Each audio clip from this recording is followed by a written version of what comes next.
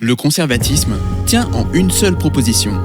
Il y a des groupes d'appartenance que la loi protège mais ne contraint pas, et des groupes d'exclusion que la loi contraint mais ne protège pas.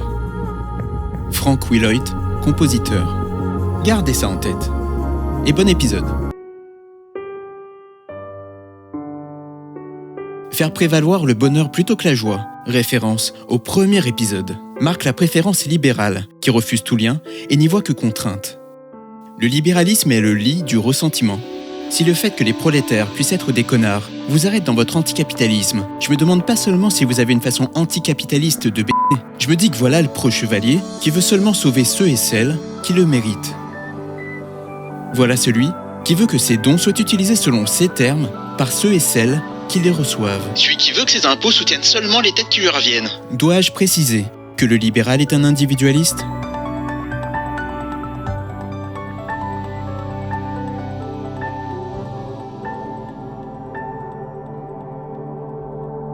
Il y a des connards à tous les étages. Les véreux dans les syndicats n'ont pas attendu d'y être pour être véreux. Et si c'est ça votre argument pour par principe ne pas vous syndiquer, PTDR. Dans ce premier arc de la série, je tente de refaire une place à la non-garantie, à la confiance, à la responsabilité mutuelle et au savoir qui importe.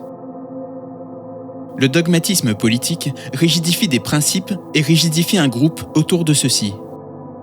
Les termes de l'inclusion au groupe ou de l'exclusion du groupe sont négociés selon la table de loi provenant du cercle restreint faisant autorité. Formel ou informel, que les membres aient reçu le mémo ou non, ne change rien à l'affaire. Les attitudes, les autorisations, les interdictions, les jugements de valeur, ceux qui sont promus, ceux qui sont mis de côté. Tout ça dessine un sujet type, et parce que je parle de la gauche, un certain sujet révolutionnaire. Indifférent au genre, rien n'est moins sûr. Indifférent à la race, à la validité. La priorisation dans l'ici et maintenant, en situation, est une nécessité. Mais le radicalisme rigide ossifie cette priorisation de circonstances, jusqu'à en faire son horizon. Le sujet révolutionnaire sera un travailleur blanc, valide, ou encore un non-blanc, cis hétéro et valide. Si je vous dis que perso, mon sujet révolutionnaire excède l'humain, et même un peu le vivant. Mais bref. Voulu ou non, des groupes antifa, de communistes, d'anards ou d'écolos s'expurgent de certains profils déjà marginalisés.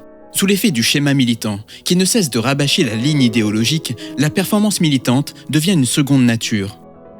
Au-delà des disputes intestines, dues au manque d'objectifs atteignables et permettant de se mettre en mouvement, le manque d'agentivité, il y aura le faire pour faire, l'automate de l'action pour l'action et son spectacle.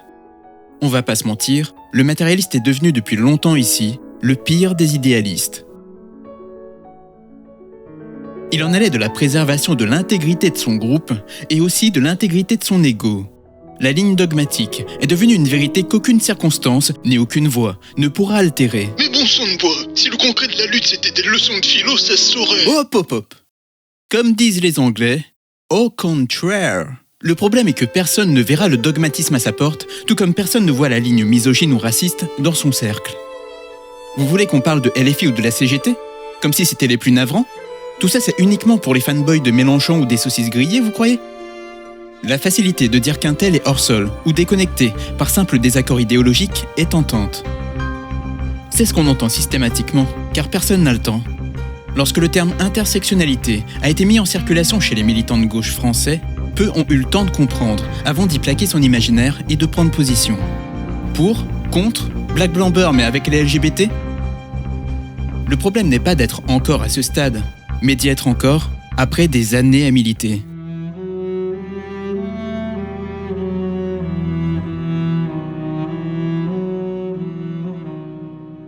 Construire un savoir, sortir du système de jugement moral, faire confiance a priori et rester vigilant, décloisonner, sont des efforts.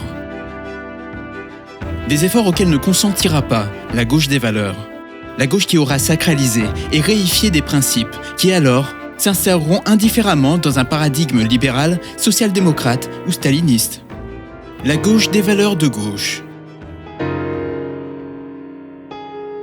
Le radicalisme rigide cherche la certitude.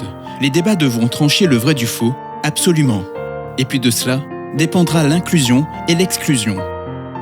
Le dogmatisme ignore la possibilité d'avoir tort. il est l'espace de la vérité.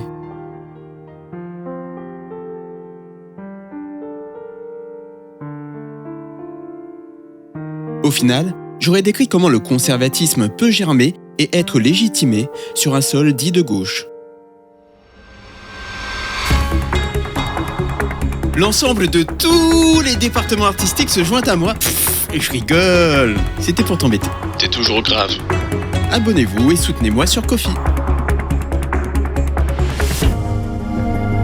Fin du premier arc. On dirait un podcast, ton truc. On a dit pas de discrimination. On a dit Black Lives Matter aussi, hein. Touché.